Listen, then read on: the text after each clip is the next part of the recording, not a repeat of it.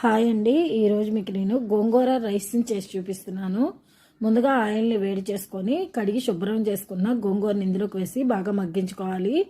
ఇలా గోంగూర అనేది పూర్తిగా మగ్గి ఆయిల్ పైకి తేలుతున్నప్పుడు స్టవ్ ఆఫ్ చేసి ఈ గోంగూరను ఒకసారి బాగా మెత్తగా వెనిపి పక్కన పెట్టుకోవాలి. ఇప్పుడు ఆయిల్ని వేడి చేసుకొని దీనిలోకి బిర్యానీ దినుసుల్ని వేసుకొని దీనిలోకి ఉల్లిపాయ ముక్కలు, పచ్చిమిర్చి ముక్కలు, కొంచెం అల్లం వెల్లుల్లి పేస్ట్ని కూడా వేసుకొని అల్లం వెల్లుల్లి పేస్ట్ అనేది పచ్చివాసన పోయే వరకు వేయించి ఇప్పుడు మనం ముందుగానే ఉడికించి పక్కన పెట్టుకున్న గోంగూరను కూడా వేసుకోవాలి.